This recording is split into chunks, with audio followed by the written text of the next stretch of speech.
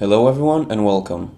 In this video I'm going to show you the key features of Tortilla by building a small tutorial based on Ionic, and I will be uploading it to my GitHub account to show you how the final result looks like. Please note that the purpose of this video is not about building an app, but rather providing you with the necessary tools so later on you can build a full-size tutorial. So let's start. First, make sure that you have Node.js and Git installed because they are necessary for Tortilla to work. If you meet these requirements, you can install Tortilla using npm.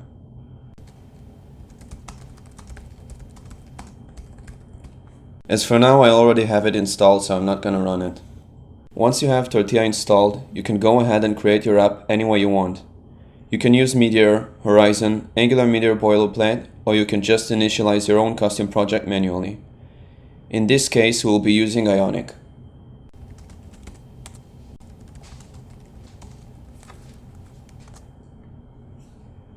Now that we have our skeleton, we need to initialize Git and create a readme.md file. The readme.md file is actually the introduction for created Tortilla tutorials, and be sure to provide it with lots of details and some handy information. Now I'll just be writing the title for my tutorial because writing a proper introduction is not what this video is all about. Now let's go ahead and create our first commit.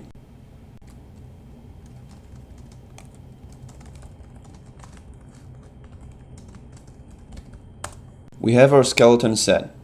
Now we'll have to initialize Tortilla by typing the following. This will initialize some files which are necessary for Tortilla to work in this project. This command should be run whenever we create a project and whenever we clone a project from the chosen Git host. I'd first like to show you how a planned Ionic app looks like before we go any further, and only then reveal the target for this tutorial. To run an Ionic application, we simply run Ionic serve.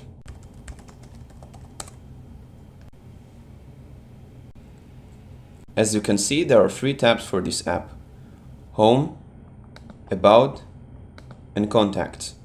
In the upcoming step, we'll be creating a 4th tab and we're gonna call it Tortilla. We'll start by creating the view in a file called tortilla.html.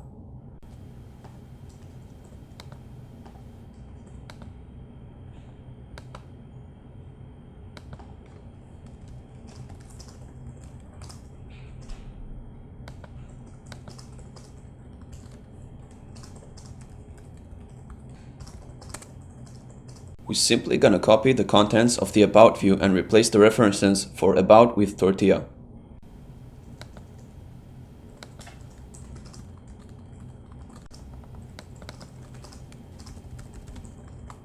The creation of this view is actually going to be the first substep. To create the substep, first we'll need to stage our changes. And then we'll type the following.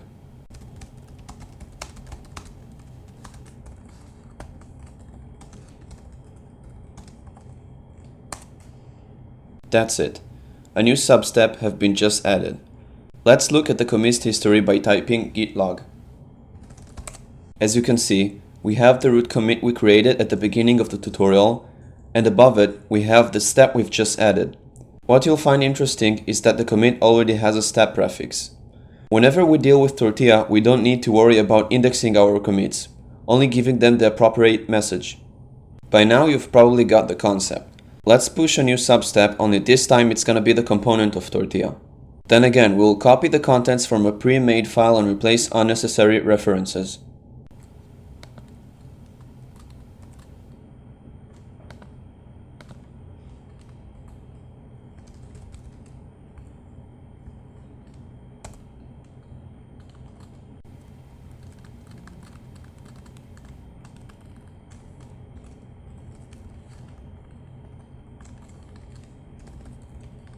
We're gonna stage our changes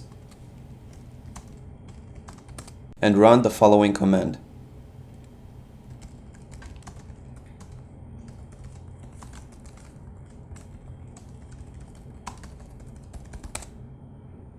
Once we have the component, we'll be importing it in our apps module.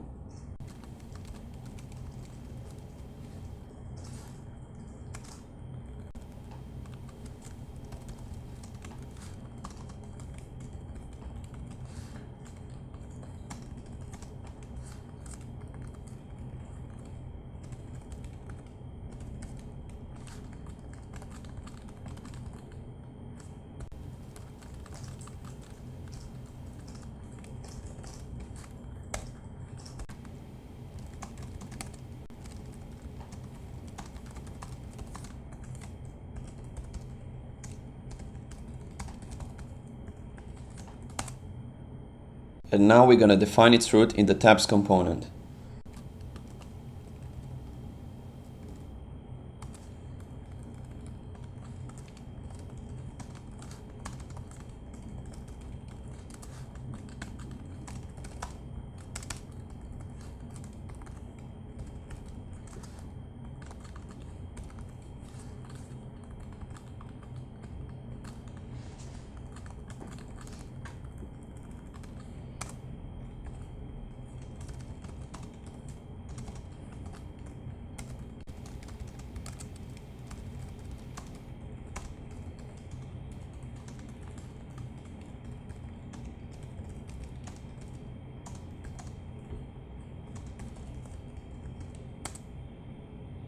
Let's run the app to see how it looks like after our changes. Interestingly enough, after making all these changes, we can't see any additions. Well, I have a confession to make. I did it on purpose. I wanted to simulate a scenario where we have to go back to our steps list and edit our changes. The solution would be simply adding the Tortilla tab in the tabs view so our changes can take effect. Let's look at the commits history again and look for the appropriate position for this substep. I think right before step 1.4, where we define the root for our component, would be perfect. This means we need to go to step 1.3 and push a new substep. To go to step 1.3, simply type tortilla step edit 1.3. This command will get us into Rebase mode. If you're familiar with Git, there shouldn't be any surprises to you when editing a step. Now let's make the necessary changes in the tabs view.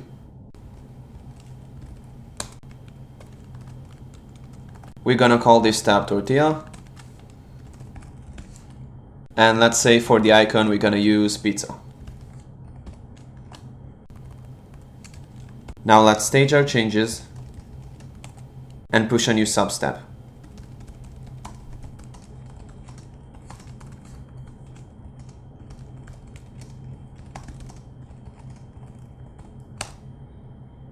Once we've finished our editing, we can continue the rebase process using the usual git command.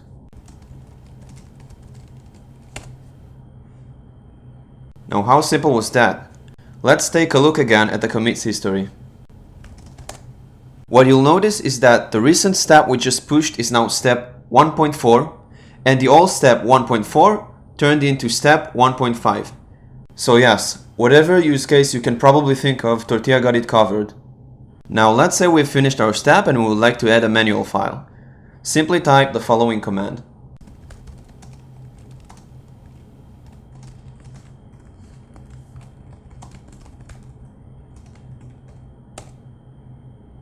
From the printed information, you can see that a new superstep has just been created. If you'll take a look at the tags list, you'll notice that a new tag has been created as well. What I can also tell you that a new Markdown was initialized inside the steps tier. This Markdown file is actually the manual for the first step. Yes, now it's empty, but we can easily edit it using the edit command. Then again, this command gets us into Rebase mode. Like any good Markdown file, it should start with a title, and we'll add some instructions to the first substep.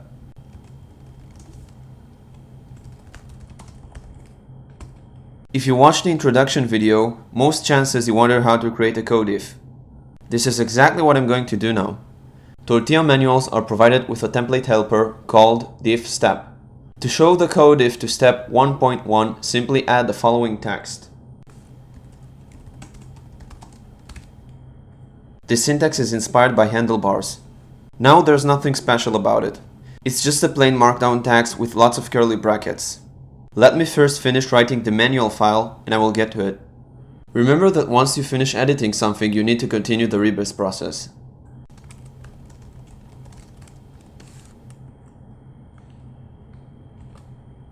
Our tutorial is almost ready to push. Now the only thing left to do would be converting our manuals into production format.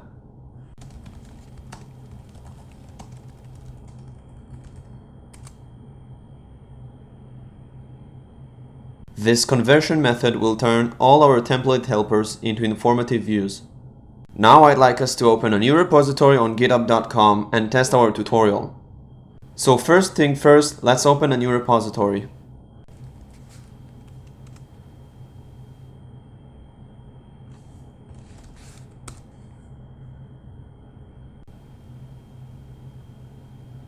Now let's add a new remote.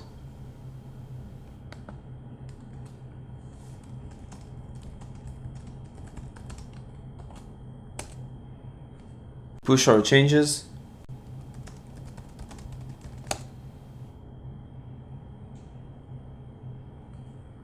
And the tags as well.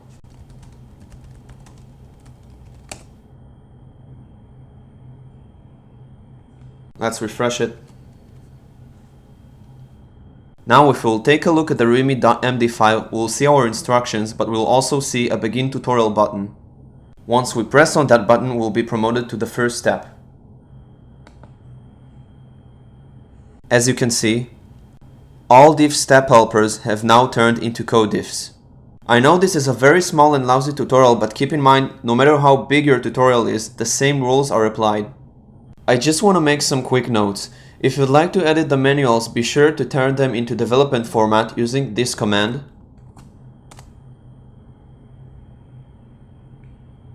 And whenever you are done, convert them back into production format.